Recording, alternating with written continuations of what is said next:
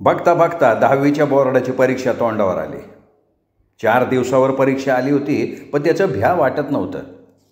बाईंनी दुसऱ्या सरांनी चांगला सराव करून घेतला होता.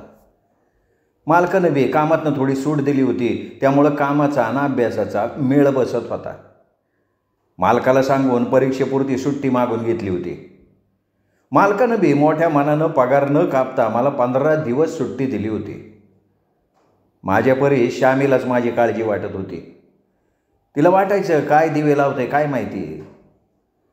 परीक्षेला एक तर कामावर जाऊन उरलेल्या वेळात अभ्यास करायचा म्हणजे कसरतच की. ही कसरत करता करता माझी दमछाक होत होती, तरी बी श्यामीचं बाईंचं हे सपन पूर्ण करण्यासाठी मी भरपूर मेहनत केली होती. उद्यावर परीक्षेचा पहिला पेपर आला होता. परीक्षेला जायची तयारी समद्यांची चालू झाली.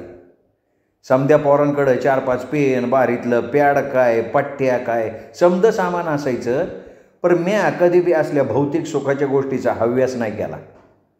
आपल्याकडे जी आहे त्यातच मोठ्या मनानं जीव तोडून मी अभ्यास केला. श्यामीनं माझं दप्तर भरून ठेवलं होतं. तिची गेल्या वर्षीच बोर्डाची परीक्षा झाली होती, म्हणून तिला माहिती होतं काय लागतंय काय नाही ते. श्यामीनं स्वतःकडचे पेन पट्टी समद मला देऊन दप्तरात भरलं होतं. बाईंकडं पैसे शिल्लक होते, तरी बी मी स्वतःसाठी नवीन साहित्य नाही आणलं. बाईजा काकू, श्यामी, समधी वर्गातली पोरं, बाई बी मला त्या दिवशी भेटायला आल्या. समध्यांनी मला शुभेच्छा बी दिल्या. बाई म्हणल्या, महादेव माझी तुझ्याकडनं फार अपेक्षा आहे, तेव्हा चांगलेच मार्क पाडून तालुक्यात अव्वल नंबर काढला पाहिजे. मी सगळ्यांच्या पाया पडलो. श्यामीनं समध्यानं चहापाणी केलं. मी बी वर्गातल्या पोरांना शुभेच्छा दिल्या. त्या दिवशी आमच्या झोपड्यावर पहिल्यांदाच एवढ्या मोठ्या शुभेच्छांचा वर्षाव झाला. थोड्या वेळानं जी ती निघून गेली. मी आपलं घरात परत अभ्यासाला जायला लागलो. हाय त्याचा सराव श्यामी माझ्याकडनं करून घेत होती. मी प्रश्न उत्तरं पाठ करत बसलो होतो. तेवढ्यात बाहेर आवाज आला, महाद्या इथंच राहतोय ना? मी जरा कांटाव करून बघितलं, कोण माझं नाव घेऊन बोलवतंय.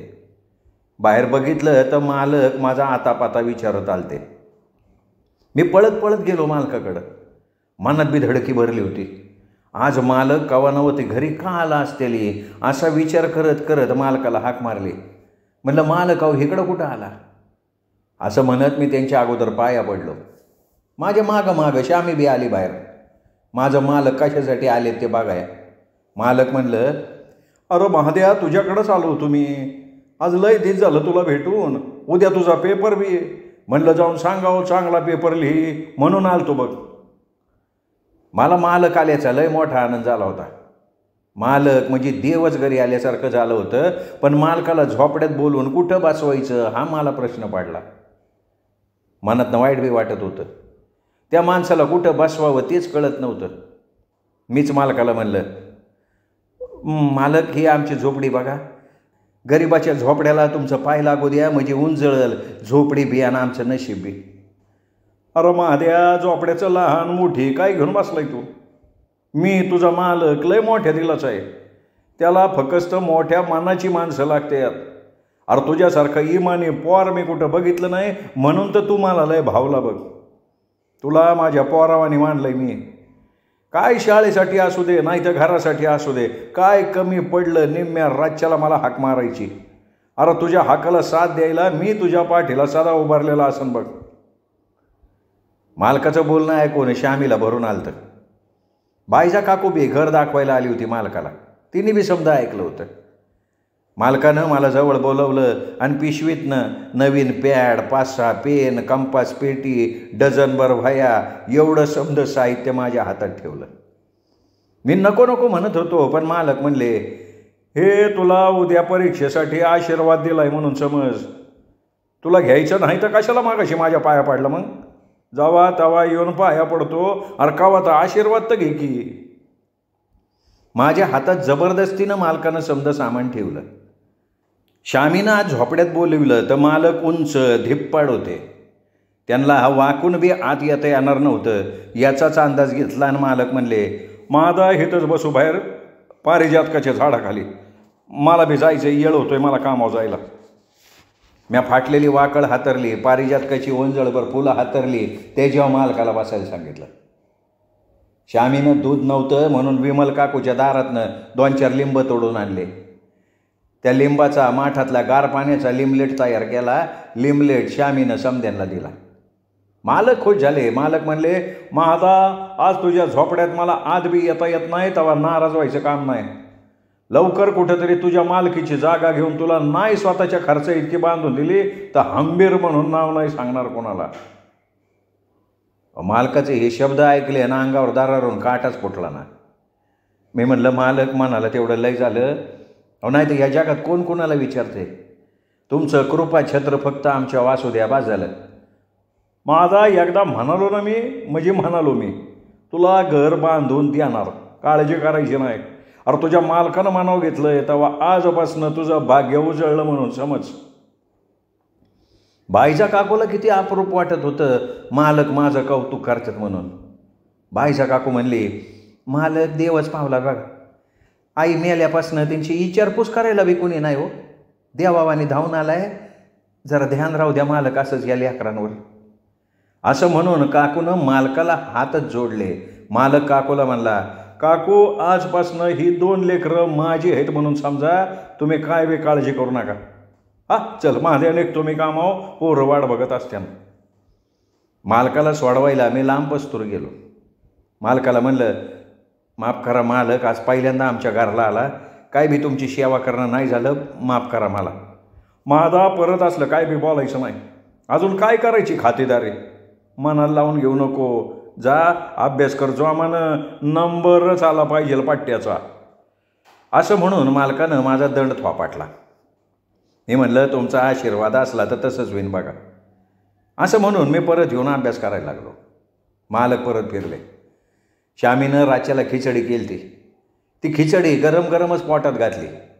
श्यामी म्हणली, महादा आज लवकर झोपी जा, लय अभ्यासाचं टेन्शन घेऊ नको. श्यामे तू हो आडवी, एकदा व्याकरणावरनं डोळं फिरवतो का झालं बघ. श्यामीला झोपायला लावून मी अभ्यासाला बसलो. नाही म्हणलं तरी समजायची डोळं माझ्याकडं लागल्यामुळं जरा टेन्शन तर आलंच होतं. मी आपलं रातच्या 12 वाजेस्तव अभ्यास केला आणि झोपलो. अभ्यास पूर्ण झाल्यामुळं चांगली झोप लागली होती. सकाळचं 7 वाजलं तरी जाग नाही आली. श्यामीने मला हलवून उठवलं. अरे माझा पेपर आहे या, जायचं नाही बाई पेपरला. हे शब्द कानावर पडताच मी दाचाकलो. टन्न दिवशी उठून बसलो. श्यामीला म्हणलं, श्यामी पाणी काढा आंघोळीला, दात घासून लगेच आलो बाहेर. श्यामी म्हणली, अरे मादा एवढं दाच काय झालं तुला, 7च वाजले ती अजून, तुझा पेपर लय उशीर आहे, 11 वाजता आहे पेपर. आंघोळीच्या अगोदर त्या कांबरुणाच्या घड्या घाल, जरा पारोसं लोटून काढ, मग आंघोळीला घुसणं आणीत, नाही तर रोजच्या वाणी येशील लगेच खाली. माझी आंघोळ झाली, तू आंघोळ करून मला उलटं काम लावू नको. बरं श्यामी, असं म्हणत पटापटा कांबरुणाच्या गाड्या घातल्या. इकडं तिकडं 4 झाडोट्यात हात मारलं, दात घासत बाहेर आलो. श्यामीनं बादलीभर पाणी काढून ठेवलं होतं, तवर दातावर बी 4 हात मारलं. इकडून तिकडून 4 तांबं घेतलं, तोंडापासून पायापर्यंत. साबण एकदाच फासला, परत 4 तांबे घेतले. आपली चड्डी दगडावर बादा आपटली. फडकून नाहलीना रचलेल्या दगडावरच्या गिळग्यात टाकले. डांगा टाकत झोपड्यात गेलो. श्यामीनं चहा टाकला होता. चहा पिल्या बिगर तर येते वय. श्यामीनं पितळी चहा वाचला. काळा मीठ चहा बी फुरक्या मारत अमृतावाने पित होतो. आता उशीर झाला आहे म्हणून तसंच मी अभ्यासाला बसलो होतो. एक करता करता कवा पेपर संपलं ते बी कळलं नाही. मी एकदा मनापासून पेपर सोडवले होते, त्यामुळं काय निकाल लागल याची काळजी जरा बी जीवाला लागत नव्हती. शेवटच्या पेपरला सगळ्या मित्रांनी भेळची पार्टी करायचं ठरवलं होतं. मग आमचे पेपर झाल्याच्या खुशीत सगळी मित्र कंपनी आमच्या झोपड्याकडे आली. कोणी मेवा आणला होता, कोणी कांदा टमाटर चिरून एका डब्यात भरून आणलं होतं, तर कोणी त्यात टाकाय कच्ची कैरी, शेंगदाणं. श्यामीनं आज लेकरं सारी झोपड्यावर यायची म्हणून 10-20 रुपयाचा समदा मिक्स मेवा गावातल्या रोक्याकडनं घेऊन आली. श्यामीनं समदा आणलेला मेवा एका मोठ्या भगोण्यात कालवला.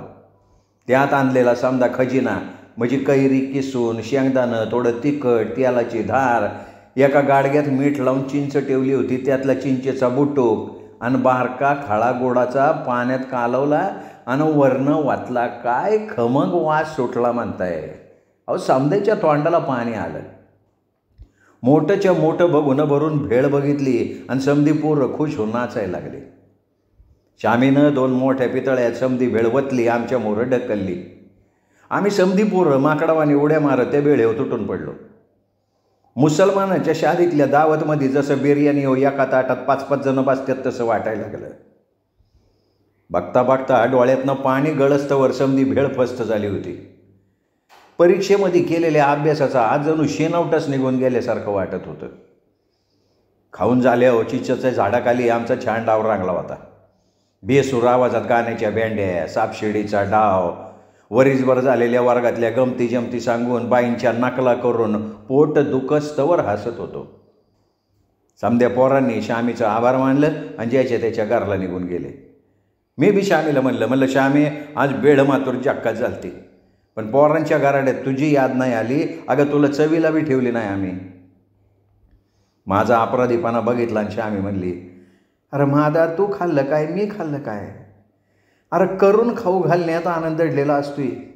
नग मनाला लावून घेऊ, चल पुनिंदा आपण भेळ कळू. आणि तिनं त्या प्रसंगाला बगल देऊन टाकले. श्यामी तिच्या कामाला लागली होती. मी आपलं बुडाला दिलेल्या मधल्या डेंग्याच्या खांबाला टेकून बसलो. डोसक्याला हात लावून विचार करत होतो, आजपासनं सुट्ट्या लागल्या त्या. इतके दिवस फक्त हातावर हात ठेवून बसून बी काय व्हायचं नाही. त्या परीस आता कामाची लगबग करायला पाहिजे. लगी मालकाला गाठलं, त्याच्या कानावर शब्द घातलं. त्यांना म्हणलं, मालक सुट्ट्या लागल्या ती तेव्हा 3 महिने रात्रंदिवस काम करावं म्हणतोय, म्हणजे कुठंतरी मेळ बसन बघा.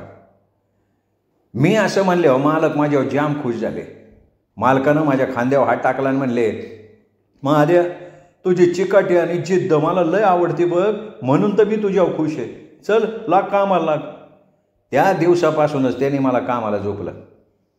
4-5 तास काम करून झालं की मी लगेच श्यामीला समजा सांगितलं, घरनं रातीचा डबा घातला बांधून. श्यामी मला कामाला जाऊच देत नव्हती, पण मीच तिच्या पुढं हट्टच धरला. मालकानं समध्या कामाची जबाबदारी माझ्यावर टाकली होती. बांधकामावर पाणी मारायचं, आलेलं सामान नीट उतरून घ्यायचं, सिमेंटची पोती मोजून नीट त्याची थप्पी लावायची, नाही तर समध्या कामाची देखरेख करायची असू द्या. थोड्या दिवसात मी मालकाच्या इतका जवळचा झालतो का मालकानं समध्या गाड्यांचा पगार बी करायला मलाच सांगितलं. त्या समध्या गाड्यांवर नीट देखरेख करायची, त्यासनी कामं वाटून द्यायची, सगळी कामं मीच करायला लागलो. मालकानं दुसरं एक मोठं काम घेतल्यामुळं त्याला या जागेवर लक्ष द्यायला येळच पुरत नव्हता. म्हणून त्यांनी ही समधी जबाबदारी मोठ्या विश्वासानं माझ्या खांद्यावर टाकली. मी बी डोळ्यात तेल वतून हाताला घट्ट पडूस्तवर रात्रंदिवस त्या कामावर मर काम करत होतो. जीवाला ध्यास एकच होता, लवकर पैसे कमवायचे, श्यामीला सुखात जपायचं. माझ्या या जीवाच्या मानानं म्या घेतलेला घास लय मोठा होता, पण त्यो घास गिळायची म्या मनापासून हिंमत बाळगली. श्यामी घरी एकटीचे म्हणून बायजा काकूला तिच्या संग राहायला सांगितलं होतं. ती बी मोठ्या मनानं श्यामी संग झोपड्यात रातच्याला झोपायची, तिची काळजी घ्यायची. बायजा काकू तिच्या संग आहे म्हणून मी बिनघोर कामावर राहत होतो. श्यामी कोणाच्या तरी हातनं माझ्यापासून डाबा पोच करायची, कोणीच नसलं तर मग श्यामी स्वतः यायची डाबा द्यायला. मला श्यामी मायेनं जवळ घ्यायची, डोक्यावरनं हात फिरवायची, प्रेमानं 4 शिव्या बी घालायची. अरे महाद्या, कसला काळा मीठ पाडलाय, जरा बघ की अंगाकडं. तुला नको म्हणलं तरी बी तू कामाचा घाट घातला. काय करायचं तुझा पैसा पाणी, जीवाला सुद्धा नाही महाद्या. अरे तुझा जीव वय एवढं सारं वजं उचलतोय, मान पाठ राहीन का जागेव. असं म्हणत ते 2 टोलं लागवायची, घरला चल म्हणत बसायची. पण मी एकदा का मनावर घेतलं का वरनं देव बी आला तरी मी हालायचो नाही जाग्यावरनं. श्यामीला माझी काळजी रास्त होती. तिच्या आभाळ मायेनं माझ्या सगळ्या कामाचा शिनवटा बाजूला सारून पार चिंब होत होतो. तिचा एक हात फिरवण्यानं जणू माझी बॅटरी पुण्यांदा चार्ज झाल्यावानी वाटत होतं. परत मी कामाला नव्यानं झोपल्यागत झोपायचो. मालक बी माझ्या कामाचं कौतुक करायचे. बघता बघता 3-4 महिने असेच निघून गेले. समधी सुट्टी काम करता करता कवा संपली ते बी कळलं नाही. 10वीच्या पेपरचा निकाल अवघ्या 2 दिवसावर येऊन ठेपला. इतके दिवस मनाला कवा भीतीचा डंख बी झाला नव्हता, पण आता 2 दिवसावर निकाल आहे म्हणल्यावर भीतीनं नांगे मारायला सुरुवात केली. ती समध्यांचं डोळं माझ्याकडं लागलं होतं. त्यामुळं आता 2 दिवसानं काय निकाल येतोय म्हणून श्यामीला बी काळजी वाटायला लागली. नंदाबाई सुट्टीला पुण्याकडे गेल्यामुळं त्या झोपड्याकडे फिरकल्या बी नव्हत्या. पण जशा आल्या पुण्यावरनं तशी आमची खुशाली विचारायला आल्या दुसऱ्याच दिवशी. मग काय, बाईंनी तर उद्याच निकाले म्हणल्यावर माझे हातपायच लटलटायला लागले. बाईंनी घाबरू नको म्हणून समजून सांगितलं. मला तर रात्रीला झोप बी लागणं झाली. श्यामीनी तर किती उरात स्वप्न बाळगली होती, त्याचं काय होणार कुणाला माहिती, असा मी रातभर विचार करत राहिलो. डोसक्यात विचार घेऊन माझी सकाळ उजाडली. गुलालाची उधळण करत तो सूर्य हळूचं डोकं वर काढत होता. त्याच्या स्वागताला समधी सृष्टी सज्ज झाल्यावानी वाटत होती. फुलं आपला सुगंध देशोदेशीला पेरत होते. वाट बघून पक्षी बिगारट्यातनं कवाच बाहेर पडले. वाऱ्याच्या तालाव नाचत समधी झाडं, वेली, फुलं त्याला वंदन करत होती. अशा त्या सूर्याचं दर्शन घेतलं. डोळं चोळत आईच्या फोटोकडे गेलो. तिला हात जोडत म्हणलं, आई बघ, आता मी पेपर तर चांगले लिहिल्यात, आता तूच बघ काय करायचं ते. तू तर म्हण देवाच्या घरी आहे ना, तेव्हा तुझ्या देवाला वशीला लाव की जरा. असं म्हणत मी श्यामीला हाक मारली. तिनं बाहेर साडा रांगोळी करता करता आत आल्यावर मी तिच्या पाया पडलो. श्यामी म्हणली, आता आज लयच मस्का मारायला लागला, चल उठ बाबा, चांगलं मार्क मिळतील तुला, माझा आशीर्वाद आहे. असं म्हणून तिने माझ्या डोसक्यावर हात ठेवला. मग मी बिनगोरच झालो. काय होईन ते होईन म्हणून नाहीच गेलो शाळेत निकाल बघाय. त्या दिवशी मालकानं जरा जास्त काम बी अंगावर टाकलं होतं, त्यामुळं मला हालता बी येत नव्हतं. कामावर दुपारचे 12-1 झालते. आता फडक्यातली भाकरी आणि त्याच्यावरचं श्यामीनं कोरडं पिठलं आणि कांदा बांधलेला, मी ते फडकं सोडलं. टच्च दिवशी एका बुक्केत कांद्याचं 2 भाग केलं. आता त्या भाकरीचा तुकडा मोडून पिठल्यासंग तोंडात घास घालणार, तवर शाळेतली समधी पोरं, नंदाबाई, श्यामी, कामावरचं मालक, आमच्या चाळीतली 4-5 पोरं महाद्या महाद्या महाद्या वरडत कामावर आली. म्या तोंडापस्तूर नेलेला घास परत फडक्यावर ठेवला. काय झालं म्हणून डोळे वासून त्यांच्याकडे बघत होतो तर समधी जण माझ्याजवळ आले आणि म्हणली, महादा महादा, अरे महादा, तू नापास झाला रे महादा, एवढा अभ्यास करून बेकास काय नापास झाला म्हणून समधी जण तुझ्याकडं आल्यात बघ. हे शब्द ऐकले माझी तर बोबडीच वळली की. श्यामी तर मोठमोठं डोळं करून माझ्याकडं बघत होती. नंदाबाई तर माझ्याकडं लय रागानं बघत होत्या. मला बी काय काढायचं बंदच झालं. मी काकुळतीला आलो. बाईला म्हणलं, बाई मी आता चांगलं पेपर लिहिलं होतं आणि असं कसं झालं बाई. श्यामे तू तर बघत होती ना मी किती अभ्यास करत होतो, जीवाचं रान करत होतो का नाही. बघ ना गे श्यामे, पाके तू तर सांग ना बाईला, मी किती छान अक्षर बी काढलं पाक्या. मालक तुम्ही संदेशनी सांगा ना मालक, मी किती अभ्यास केला हो, सांगा की समदे. मी जीवाच्या आकांतानं वरडत समद्याला सांगत होतो, तरी बी कोणीच माझं काय ऐकाय तयार नाही. माझा जीव तडफडत होता. बाई माझ्या जवळ आल्या, मला मिठी मारली आणि माझ्या हातात फुलाचा गुच्छ देत म्हणल्या, अरे महादेव, तू आपल्या जिल्ह्यात पहिला आलायस. आम्ही सगळेजण तुझी गंमत करत होतो, हा पेढा घे. असं म्हणून त्यांनी माझ्या तोंडात पेढा घातला. मी बाईंच्या, मालकाच्या, श्यामीच्या पाया पडत रडायलाच लागलो. श्यामीने मला जवळ घेतलं, माझ्या गालावरनं हात फिरवला, माझे डोळे पुसले. बाई म्हणल्या, महादेव, आज तू तुझ्या बहिणीचं, आपल्या शाळेचं, आपल्या गावाचं नाव मोठं केलंयस. आम्हा सगळ्यांना तुझा अभिमान वाटतोय महादेव. बाईंनी मला ग्वांजारायला सुरुवात केली. समद्या पोरांनी मला उचललं, डोसक्यावर घेऊन नाचायलाच लागले. समद्यांचा माझ्यावर विश्वासच होता ना तेवढा. मालक तर आनंदानं समद्या कामावरच्या गाड्यांना पेढच वाटत सुटलं. मला समद्याने उचलताना बघून श्यामी ऊर फुटून आल्यासारखा झाला होता तिला. आज मी लय मोठी लढाई जिंकली असा भास होत होता. दुसऱ्याच दिवशी शाळेमध्ये माझा मोठा सत्कार आणि पूर्वी केलेल्या मिरवणुकीसारखी माझी मोठी मिरवणूक काढणार होते. श्यामीने स्वतः साठवलेल्या पैशातनं एक पेढ्याचा पुडा घेतला आणि झोपड्यात गेल्यावर अगोदर आईच्या फोटोला पाय पडून तिथं ठेवायला लावला. बाईच्या काकूला मूडभर पेढं तोंडात कोंबत तिचं तोंड गोड करून टाकलं. राहिलेलं पेढं श्यामीने समध्या आळीतनं वरडून वरडूच सांगत वाटलं का माझा महादा जिल्ह्यात पहिला आला, माझा महादा जिल्ह्यात पहिला आला. आता श्यामीला येडबीड तर लागणार नाही ना, म्हणून मॅच तिला हाताला धरून सावरलं. तेव्हा ती जरा बाणव आली. श्यामीच्या डोळ्यातला आनंद काय केल्यानं मावळणं झाला. रातच्याला तर तिनं चिपटभर पुरण घातलं शिजायला. नंदाबाईंना, बाईजा काकूला, चिंगीला काय, मालकाला आणि 4 पोरसने बी तिने घरी जेवाय बोलवलं. रटा रटा डाळ शिजवून पाटा पाटा गरम पोळ्या, त्याच्यावर झणझणीत काटाची आमटी चुली उकडत ठेवली. बाईजा काकूनं दिलेल्या 4 कुरवड्या भातोड्या टरा टरा त्यालाच फुगल्या. आज झॅकच बेत श्यामीने केलता. सगळ्यासनी आवतान दिलं तशी सगळी झोपड्यावर गोळा झाली. झोपड्यात रात्रीला लाईट न कीट. बाहेरच्या डांबावरच्या लाईटीच्या उजेडात समधीजानं एका तरड्यावर बसलो. श्यामीनं बाईजा काकूच्यातनं ताट वाट्या तांब्या एका पिशवीत अगोदरच आणून ठेवला होता. बाईजा काकूनं समध्याला जेवायला वाढलं.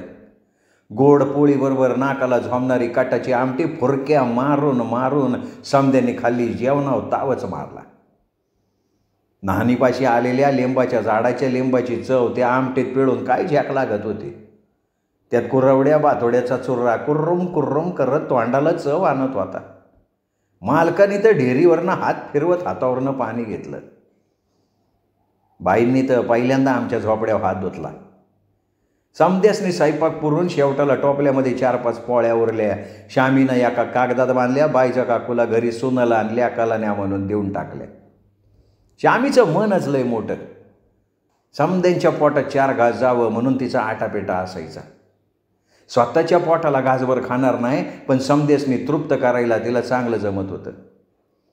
त्या रात्री आमच्या झोपड्यावर जोनी देवाचीच मेजवानी. समधी देव माणसं आज तृप्तीचे ढेकर देऊन गेल्यावानी वाटलं. जरी झोपड्यामध्ये लाईटचा दिवा जळत नव्हता, पण आज आभाळातल्या चांदण्यांनी आमच्या झोपड्यावर आनंदाच्या चांदण्यांचे लाख दिवे उजळल्यागत लख्ख उजळ पडला. आज माझं हे समद कौतुक बघाय माझी आई पाहिजे होती. तिच्या पायाशी माझा हा सन्मान व्हायला असता.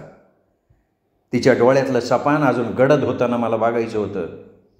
पण तिच्या जागेवर मी आता श्यामीला मानत होतो.